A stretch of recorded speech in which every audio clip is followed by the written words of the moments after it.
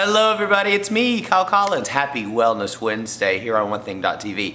Now, I hope that you saw the clip from last week's Wellness Wednesday. It was Sherry Elise talking about how to get out of a funk. And in the video, she gave us this visual of when you're in the zone and you're feeling like something happened and you kind of want to take the attitude down or you want to take the attitude up. She recommended thinking of it like an elevator. Push the button and go up, up, up, up, up. Let the thoughts that you're having and the things that you're thinking about kind of contribute to your general well-being. Don't let it bring you down.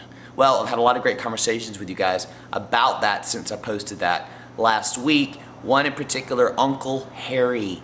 Uncle Harry had some wonderful thoughts, kind of an addition to that, an addendum, if you will. So I was like, Harry, we got to get you on camera. I need you to tell us all about it. So here he is, Uncle Harry, here on Wellness Wednesday. So I was just looking at Sherry's video, and it's very interesting how she notices that there's conditions that could come and cause you to be depressed, and she's got her ways to deal with it that really involve making a choice and several other parts. But what I noticed about it is that she recognizes it first, and I think that when moods come up, that if you don't really recognize it, you're right in the middle of the mood, and you've made already 5 mistakes based on that mood as far as how you've addressed other people, how you've handled problems, and really made things worse for yourself before you ever even know that you're in trouble. Like know that you have a choice to go up on the elevator or down. Or down. You don't even know what you're doing. You're just all of a sudden making mistakes. Yeah. So a long time ago, I dated this girl, and she got busted for DUI.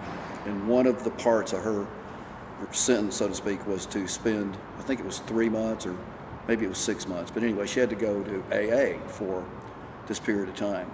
So, of course, she brought home the big book, and then, we talk about it and all this. One of the things that was in there is this thing called H.A.L.T, and it's hungry, angry, lonely, tired. All right, so the deal is that when you're about to take a drink, there's maybe some reasons why you're about to, and each one of those categories is one of the pitfalls that you can fall into, and then you go take a drink, then you take 100 drinks, then you go wreck your car, and you lose your job, or you call your boss up, or you drunk text, or any of the stuff that we all have maybe been familiar with before. So it's specific to the alcoholism, but I started looking at it as a way to take it and recognize situations that are coming up that aren't related to taking a drink. And so Sherry's part kind of brought that to mind. So if you think about just the easy one, you think about hunger, okay? How many hundreds of times have you talked about getting in an argument with somebody and you say, the first thing you say, I hadn't eaten and I said this. And then they said that, and man, I was ready for it, man, and off you go. So that is a pitfall for food. So hunger is a major one, and we can follow it a little bit more. Anger is, and the whole idea about halt is to recognize it before you're there. So let's just suppose you're about to, something is wrong at work. Somebody has said something, but they've said it sometimes before. Right. Doesn't matter before. Might not tick you off if you weren't hungry, angry, lonely, or tired. Yeah. So all of a sudden you're sitting there and you're going, you know what? I'm so sick of this guy. I'm done, and I'm going to tell him, man. Yeah. And so you just blast into something. You know what, man? You wear too much cologne. You come in here wearing that shit every day, and you know what? It smells just like it's nasty. What are you doing? Well, where before, like for the other 100 days, right? On a good day, or an even day, 100 days, you haven't said a word about it. Right. So what? So the whole thing, you think, well, what is the difference? Is it him? No, he's still wearing the cologne, but so it must be a difference in perception. So, is it worth ragging the guy out about his cologne? Maybe it is. But if it's not, then you can go, well, I'm hungry. Yeah. Or, you know what? if you're in sales, I just had an account taken from me. Yeah. I am not happy. Yeah. You know what? Yeah. Something happened on the dating scene, something happened on the relationship scene. All of a sudden, there's a lonely thing, or you just stayed up too late. Yeah. So, although those are common, it's a tool to recognize what may be happening that's not really the other person, it's you. Right, and it's like a trigger. Yeah, it's a trigger. So you can say, well, man, I know that. But the deal is, we don't do what we know. Right. I mean, if we did what we know, there wouldn't be any obesity, there wouldn't be any racism, there wouldn't be any heart attacks, there'd be very few accidents. You know, you'd only need about 100 doctors because that's all the doctors would be. It'd be accidents. I mean, nobody would eat too much, nobody would drink too much. Yeah. So you don't really do what you know. You do, in a lot of cases, what you want to, butt it up against what the penalty's going to be. Yeah.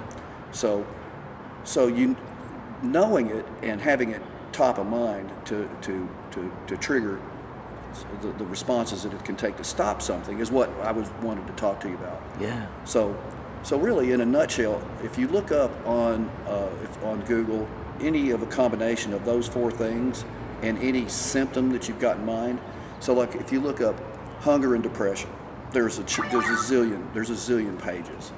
If you look up loneliness or tiredness and loneliness.